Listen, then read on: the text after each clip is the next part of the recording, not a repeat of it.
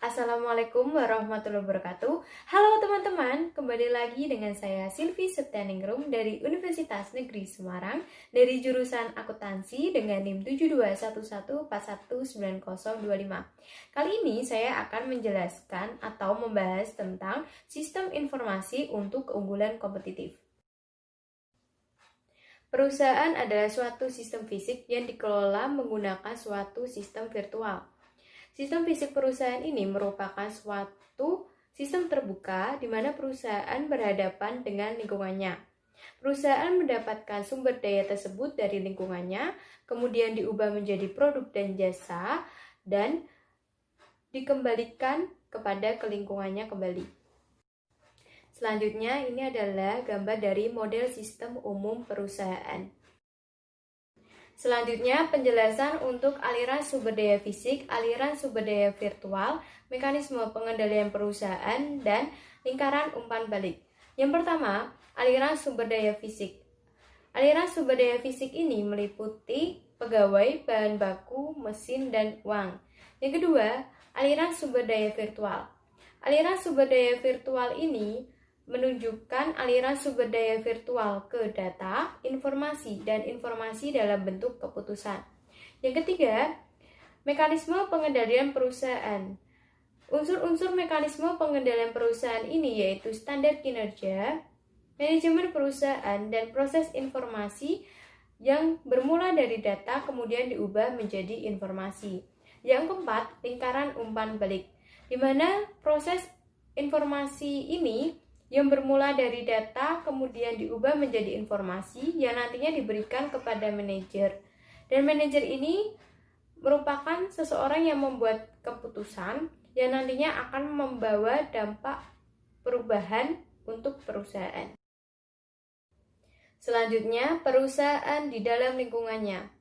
Model sistem umum dari perusahaan ini membuat kita lebih mudah untuk mengerti dan melihat arti penting lingkungan bagi perusahaan. Perusahaan tercipta atas suatu tujuan di mana untuk memberikan produk dan jasa untuk memenuhi kebutuhan lingkungannya. Sama pentingnya, perusahaan tidak akan berfungsi bila mana ia tidak mendapatkan sumber daya dari lingkungannya. Selanjutnya, ini adalah gambar dari 8 unsur lingkungan. Selanjutnya, mengelola aliran sumber daya fisik, manajemen rantai pasokan. Rantai pasokan adalah jalur yang memfasilitasi aliran sumber daya fisik dari pemasok kepada perusahaan dan selanjutnya kepada pelanggan.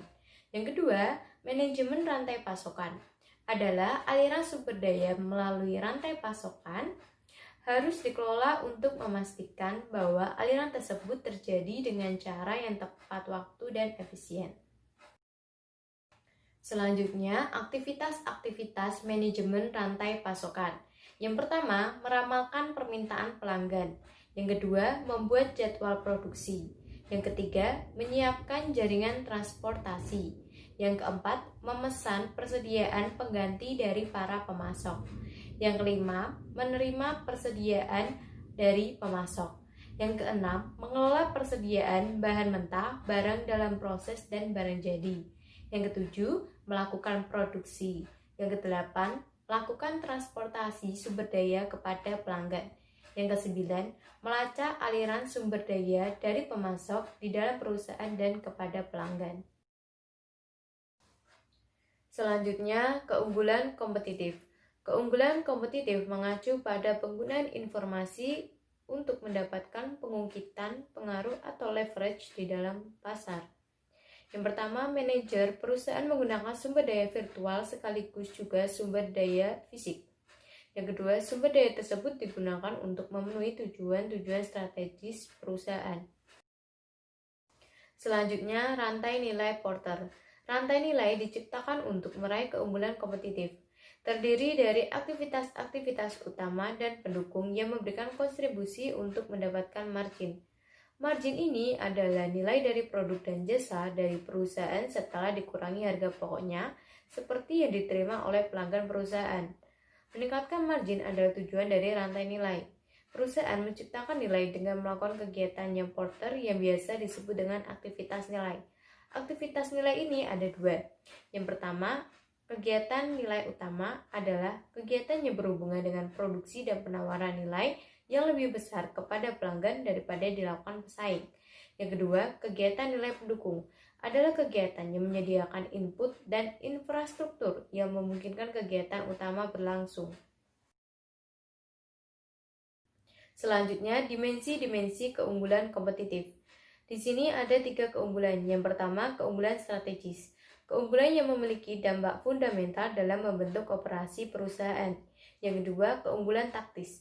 Ketika perusahaan tersebut mengimplementasikan strategi dengan cara yang lebih baik daripada pesaingnya. Yang ketiga, keunggulan operasional. Keunggulan yang berhubungan dengan transaksi dan proses sehari-hari. Selanjutnya, tantangan dari pesaing-pesaing global.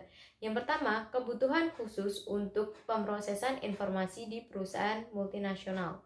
Kebutuhan ini merupakan hal yang sangat penting artinya bagi perusahaan multinasional atau MNC. MNC ini adalah sebuah sistem terbuka yang tersedia untuk meminimalkan ketidakpastian yang terdapat dalam lingkungannya. Yang kedua, kebutuhan khusus untuk koordinasi di perusahaan multinasional. Koordinasi adalah kunci untuk mencapai keunggulan kompetitif di dalam pasar global.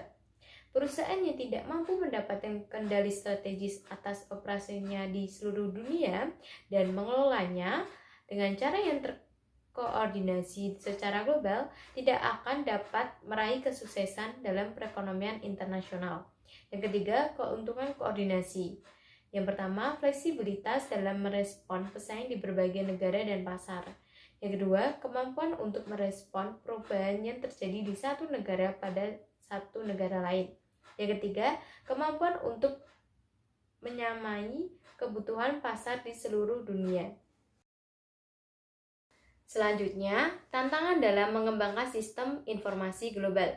Yang pertama, kendala-kendala politis. Pemerintah nasional di suatu negara di mana anak perusahaan berada dapat menerapkan berbagai pembatasan yang menjadikan perusahaan induk mengalami kesulitan untuk memasukkan anak perusahaan tersebut ke dalam jaringan. Yang kedua, masalah-masalah teknologi. Di beberapa negara, sumber listrik yang dapat diandalkan mungkin tidak tersedia, sehingga mengakibatkan seringnya terjadi gangguan listrik. Sirkuit telekomunikasi seringkali hanya dapat mengirimkan data dengan kecepatannya rendah dan kualitas transmisinya yang buruk. Yang ketiga, kurangnya dukungan dari manajemen anak perusahaan. Manajemen kantor anak perusahaan seringkali ikut menjadi masalah. Beberapa merasa yakin bahwa mereka dapat menjalankan anak perusahaannya tanpa harus mendapatkan bantuan, dan mereka memandang peraturan yang ditetapkan oleh kantor pusat sebagai suatu hal yang tidak perlu. Selanjutnya, manajemen pengetahuan. Yang pertama, peranti keras komputer. Yang kedua, peranti lunak komputer. Yang ketiga, spesialis informasi. Yang keempat, pengguna. Yang kelima, fasilitas. Yang keenam, database. Yang ketujuh, informasi. Selanjutnya, dimensi informasi. Yang pertama, relevansi. Informasi memiliki relevansi jika informasi tersebut berhubungan dengan masalah yang sedang dihadapi. Yang kedua, akurasi. Idealnya, seluruh informasi seharusnya akurat. Akan tetapi, fitur-fitur yang memberikan kontribusi kepada tingkat akurasi sistem akan menambah biaya dari sistem informasi tersebut. Yang ketiga, kelengkapan.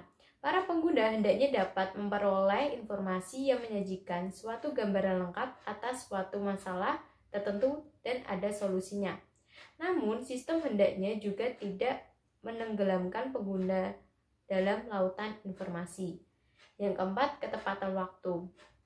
Informasi hendaknya tersedia untuk pengambilan keputusan sebelum situasi yang genting berkembang atau hilangnya peluang yang ada. Selanjutnya, sifat manajemen pengetahuan yang berubah-ubah. Manajemen pengetahuan pada awalnya berfokus pada sistem pemrosesan transaksi yang akan memproses pesanan pelanggan, membuat catatan persediaan, menghitung jumlah gaji, dan tugas-tugas lain yang serupa. Karenanya, sistem informasi dianggap memiliki tingkat rendah karena berhubungan dengan pekerjaan-pekerjaan yang diberikan kepada organisasi di tingkat rendah. Kini, organisasi mengakui bahwa sistem informasi mengumpulkan pengetahuan yang terdapat di dalam suatu organisasi, dan organisasi harus mengelola pengetahuan tersebut. Selanjutnya, penjelasan sistem informasi warisan dan manajemen gambar.